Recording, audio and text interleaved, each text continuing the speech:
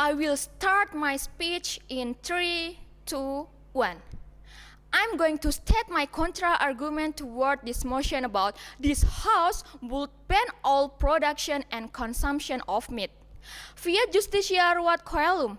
Even if tomorrow the sky will fall, even if the world will freeze, or even if you have to sacrifice goodness, justice must still be served.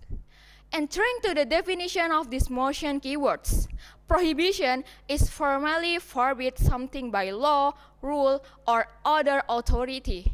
Consumption is the action of using up resource.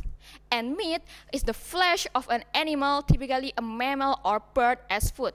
Or the flesh of domestic fowls is sometimes distinguished as poultry. Now, moving to my response regarding this motion, shutting down the slaughter business also results in shutting down the community's economy. And until today, and even forever, there is still nothing can replace the good of meat. There is no alternative. Eating meat has been a basic human trait since million years ago. Humans will never be able to fulfill their nutrition if they only depend on eating plants and fruit. Humans are omnivorous livings where plants and meat need to be eaten to meet the nutritional needs of the body. Proposing a law to prohibit the slaughter of animals and prohibit the consumption of meat will have negative impact on the community's economy.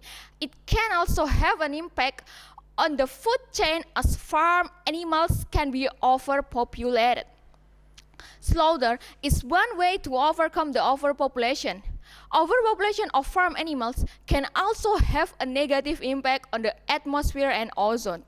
An example is cows, whose dung is one of the largest producers of methane gas, which is very harmful to the ozone layer. Slaughtering animals and consuming them is not a form of exploitation. This is the dignity of life.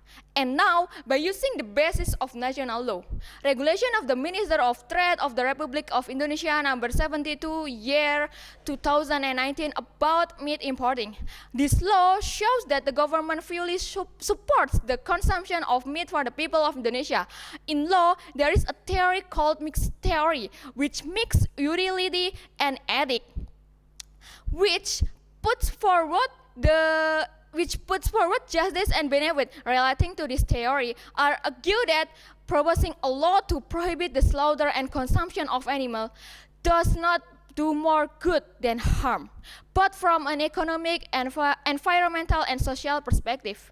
Historically, eating meat was a basic of human trait. In Indonesia itself, a variety of dishes from the past until now, many are made from meat. And since long ago, there is no Indonesian people which have been protested against the meat ingredients in their dish.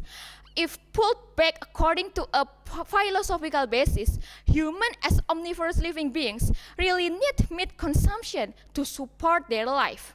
I also provided data that states the world now produces more than 3 times the quantity of meat as it did 50 years ago. In Islam, Al-Baqarah 173 states that Allah only prohibiting the meat of pig and not all kind of meats. Al-Baqarah 173 states, He had forbidden you only carry on blood and swine flesh, and then which had been immolated to the name of any other than Allah. Allah does not prohibit the consumption and slaughter of animals besides swine. And lastly, I give the solution to this motion by do not generalize a region and a group to a country.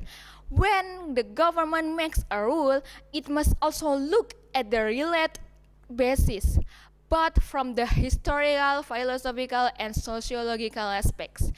Because if one regulation made by government, it has a huge impact on millions of Indonesian people. I conclude this motion by making the law of meat production and consumption will not giving any positive impact, but it will give more negative impact. Banning the meat production and consumption does not help.